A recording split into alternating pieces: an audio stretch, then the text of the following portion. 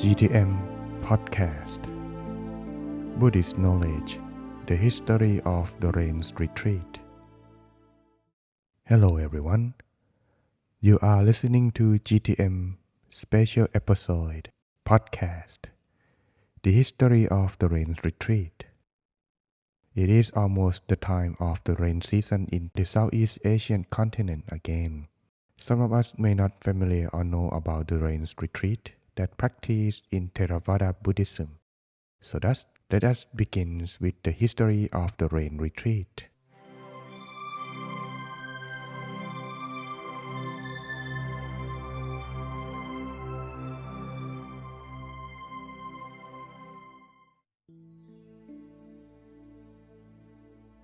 The rains retreat, also known as Vassa or the Buddhist Lent, begins on the first day of the 8th waning moon and lasts until the 15th day of the 11th waxing moon, which is a period of 3 months.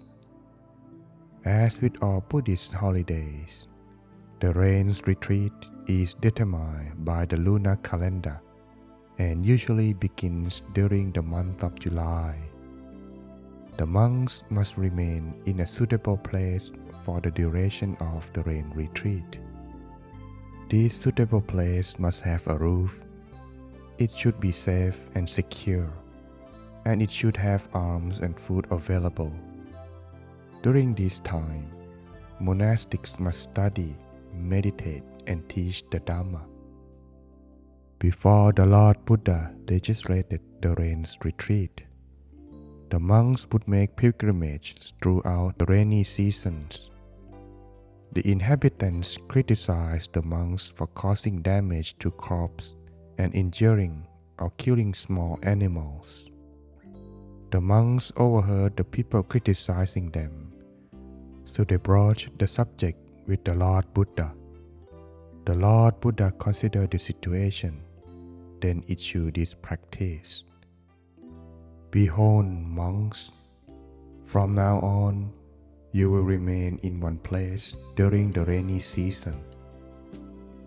There are 2 significant rains retreat days. The first one, Purimika, is the first day of the rains retreat. It is the day after the full moon day of Asalha, which falls on the first day of the 8th waning moon. Pachimika is the last day of the retreat 1 month after the Asalha day, which falls on the first day of the 9th waning moon. Once the rains retreat day begins, the monks must stay in one place for the 3-month period. There are exceptions which allow for an overnight stay in a different location. This is called Sattaha Karaniya, which means a matter of necessity. A brief stay in a different dwelling is allowed, but they must return before the 7th day. There is a story origin as follows. Once there was a lay devotee named Uden who built a temple for the monks in the suburb of Kosala city.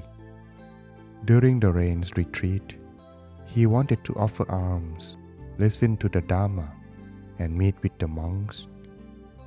He sent a servant to the temple with his request, but they refused the invitation due to the rain retreat. The servant returned and told Udon of the monk's decision.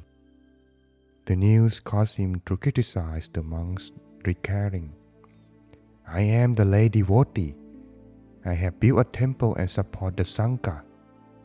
The criticism was conveyed to the monks, and they in turn reported back to the Lord Buddha. After consideration, the Lord Buddha allowed exceptions when it was a temporary stay of 7 days. There are 5 events that qualify as an exception. 1.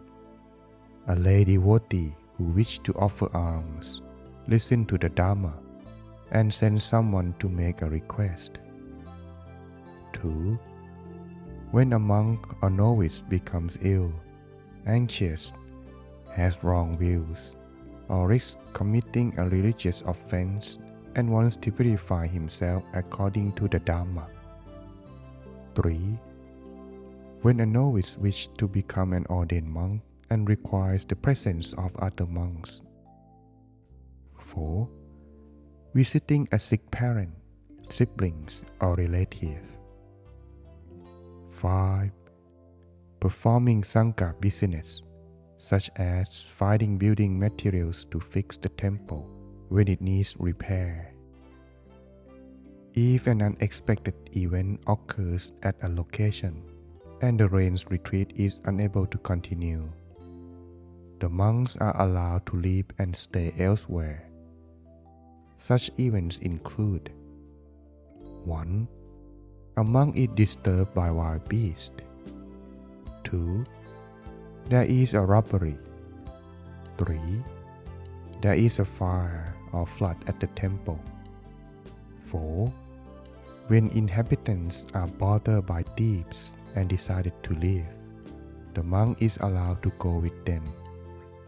5.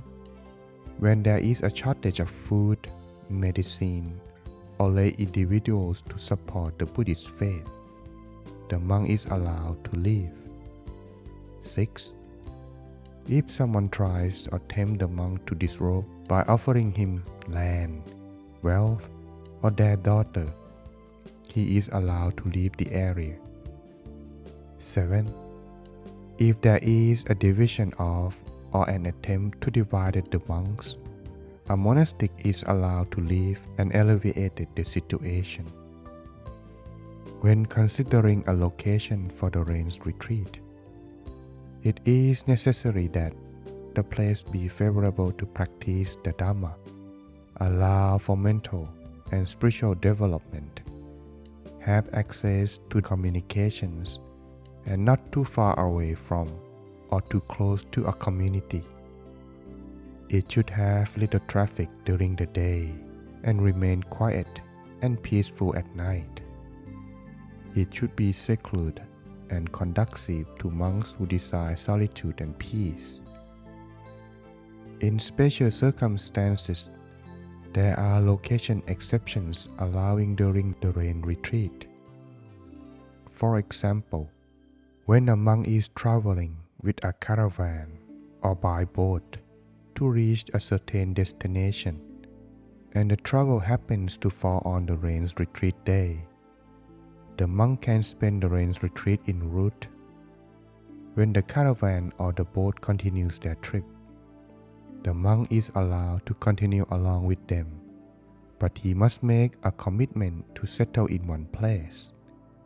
Either when the monk reaches his destination, or if the destination is not reached, the monk must stay at his current location and complete the rains retreat there as not to violate the rules. According to the Lord Buddha, it is inappropriate to spend the rain retreat: 1. In a hollow of a tree where the monk might be mistaken for a demon. 2. On a tree branch where the monks might be mistaken for a hunter. 3. In an open space, because when it rains, the monk would need to run for shelter, which is inappropriate conduct. 4. In a place without a bed or a sitting area and is lacking protection from the elements, making it impossible to practice the Dhamma. 5. In a ghost hunt, a hut in a cemetery that is a dwelling for ghosts, where the monk might be mistaken for an undertaker. 6. Beneath an umbrella or in a tent, the monk might be mistaken for a cattle herder. 7. In a water vessel, otherwise the monk might be mistaken for a heretic. The real purpose of the rains retreat is to allow the monks more time to practice meditation by concentrating on center of the body, quieting our minds and attain inner peace. And thus, this is the history background of the rain retreats that are about to be starting in this year. I hope you enjoy this short lesson on the history of the rain retreat. If you like our podcast, continue supporting us by subscribing, liking, and sharing with your friends and family. Until next time.